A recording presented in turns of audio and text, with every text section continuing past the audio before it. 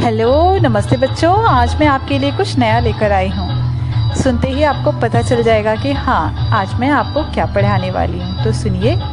रहीम ने देखी बड़े ने को, लघु न दीजे डारे, जहाँ काम आवे सोई, कहाँ करे तलवारी, कहाँ करे तलवारी।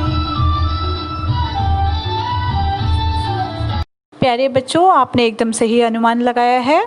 आज के पाठ का नाम है रहीम के दोहे। आइए इनके बारे में कुछ जानकारी प्राप्त करें। रहीम का जन्म सन 1556 लाहौर में हुआ था, जो अब पाकिस्तान में है। इनका पूरा नाम अब्दुल रहीम खान खाना था। रहीम अकबर के नवरत्नों में से एक थे। रहीम अरबी, फ़ारसी, संस्कृत और हिंदी के अच्छे जानकार थे। अकबर के दरबार में हिंदी कवियों में इनका बहुत महत्वपूर्ण स्थान था। ये सिर्फ एक बहुत बड़े कवि ही नहीं, बल्कि बहुत बड़े सेनापति भी थे। रहीम दोहे में कहते हैं, रहीमन धागा प्रेम का, मत तोड़ो चटकाए, टूटे से फिर ना जुड़े, जुड़े गांठ पड़ जाए। कवि कहते हैं, हमें अपने संबंधों को, चाहे वह दोस्ती का हो, भाई बहन का हो या माता पिता का हो, उसे बनाकर रखना चाहिए, क्योंकि यह संबंध कच्चे धागे के जैसा होता है। एक बार गांठ पड़ जाए तो फिर से जुड़ता नहीं। There are certain things in life that are beyond ages, days and generations. So Rahim says, broken relationship can't be mended, and if they can be by some means, then there would remain a tint of that incidents which will haunt both forever. Better think twice before you speak and think thrice before you do anything. दूसरे दोहे में रहीम कहते हैं, रहीमन निज मन की बिथा, मन ही राखो गोय, सुनी इठलई हैं लोग सब, बाँटी न लई हैं कोई। कवि कहते हैं, अगर तुम्हारे मन में कोई दुख है, कष्ट है, प्रॉब्लम है, तो दूसरों के साथ शेयर मत करो। लोग क्या करते हैं, हमारे प्रॉब्लम्स को सुनकर तो हंसते हैं, मजाक उड़ाते हैं। सुख बांटे जाते हैं, दुख नहीं। इस जीवन सत्य को कवि ने बहुत खूबसूरती के साथ कहा है।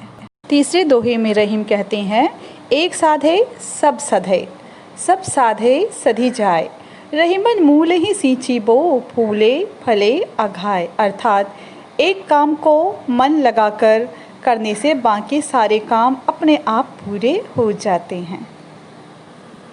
अगर हम फल चाहते हैं तो क्या करते हैं, केवल पेड़ के जड़ में ही पानी डालते हैं। ऐसा करने से उस पेड़ में इतना फल आता है कि हम मन भर कर खा सकते हैं, है ना। इसी तरह से अगर आपको भगवान की कृपा चाहिए तो अलग अलग भगवान की पूजा ना करें, केवल और केवल एक ही भगवान पर अपना मन केंद्रित करें। चौथे दोहे को देखिए। चित्रकूट में रमी रहे, रहीमन अवध नरेश, जा पर विपदा परत है, सो आवत यह देश। देखिए, यह चित्रकूट है, कितना सुंदर है ना। जब रामचंद्र जी को 14 वर्षों का वनवास प्राप्त हुआ था, तब वे यहीं पर आकर रहे थे। कवि क्या कहते हैं, वे कहते हैं कि इस स्थान की लोगों को तभी याद आती है जब उनके ऊपर कोई कष्ट या विपत्ति आती है। क्यों? क्योंकि यहाँ पर आकर मन को शांति मिलती है।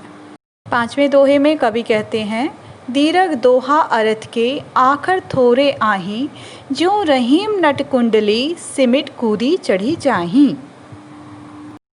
तो आपने देखा दोहे कैसे होते हैं, केवल 2 लाइन के होते हैं, है ना।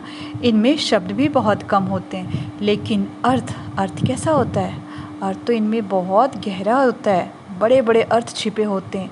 यह ठीक वैसे ही होता है जैसे कोई बाजीगर तमाशा दिखाने वाला रोड के साइड में देखा होगा आपने। ये क्या करते हैं, अपने शरीर को छोटा करके और फायर वाले रिंग से बाहर निकल आते हैं।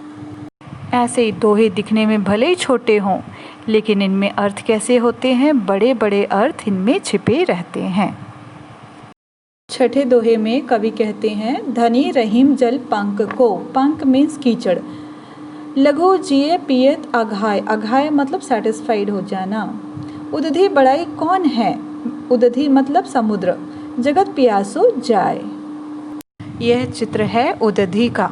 मतलब समुद्र का। दिखने में कितना विशाल, लेकिन क्या इसका पानी पी सकते हैं? बिल्कुल नहीं। यह एक सरोवर का चित्र है। सरोवर कैसा होता है? पूरा कीचड़ से भरा हुआ, पंख जल रहता है इसमें, मटमैला। लेकिन आप देख सकते हैं यहाँ पर जीव जंतु, कभी कभी इंसान भी यहाँ का पानी पीकर अपनी प्यास बुझा सकते हैं। तो बच्चों, यहाँ पर कौन महान है? समुद्र, जो किसी की प्यास नहीं बुझाता है। उसके पास पानी तो बहुत है, लेकिन किस काम का?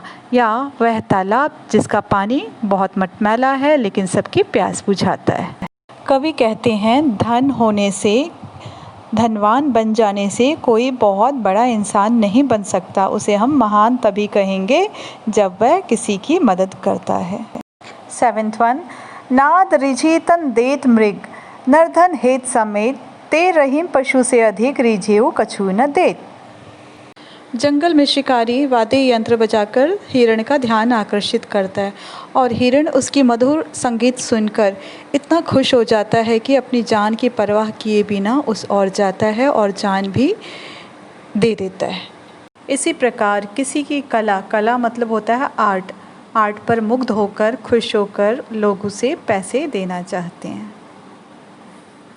लेकिन कुछ लोग ऐसे भी होते हैं जिन्हें कला तो अच्छी लगती है, वे उसकी कला को देखकर खुश भी हो जाते हैं, प्रभावित होते हैं, परंतु उसे देते कुछ भी नहीं। ऐसे लोग जानवरों से भी बुरे होते हैं।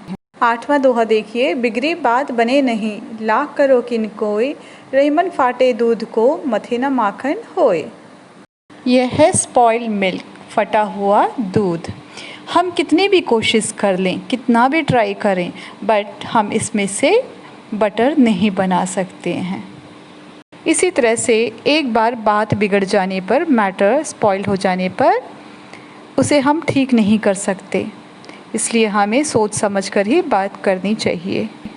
कवि कहते हैं, रहीमन देखी बड़ेन को, लघु नदी चे डारी, जहाँ काम आवे सुई, कहा करे तरवारी।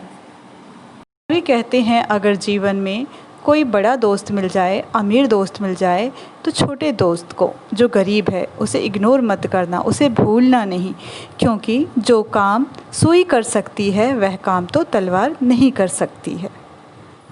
रहीम का एक और दोहा आपके सामने है। रहीमन निज संपत्ति बिना, कौ न विपत्ति सहाय, बिनु पानी ज्यों जलज को, नहीं रवि सके बचाए। कवि कहते हैं कि कमल को खिलने के लिए शक्ति सूर्य से मिलती है, परंतु अगर उसके पास पानी ना हो तो सूरज भी उसे खिला नहीं सकता।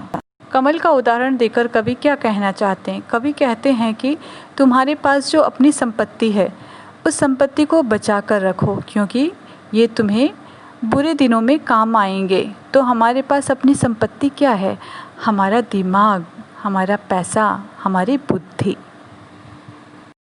अगर हम किसी की मदद लेकर अपना होमवर्क कर लेते हैं, ठीक है, तो मैं बस एक सवाल पूछना चाहती हूँ, क्या इस प्रकार की मदद हमें एग्ज़ाम के टाइम काम में आती है? मैं नहीं बताऊँगी, आप खुद सोचिए। आखिरी दोहे में कवि कहते हैं, रहीमन पानी राखिए, बिन पानी सब सून, पानी गए ना उबरे, मोती मानुष चून। यहाँ पे कवि ने पानी को 3 अर्थों में प्रयोग किया है।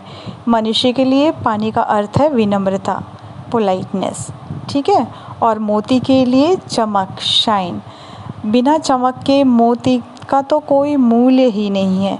इसी तरह से आटे के लिए पानी का अर्थ है जल। हम पानी के बिना तो आटे से रोटी नहीं बना सकते हैं। इसी तरह से मनुष्य के पास किस चीज़ का होना आवश्यक है? ऑफ कोर्स विनम्रता। तो बच्चों, मैं आशा करती हूँ कि आप रहीम के बताए हुए रास्ते पर चलेंगे और अपने जीवन को खुशियों से भर देंगे। इसी के साथ मैं विदा लेती हूँ। धन्यवाद।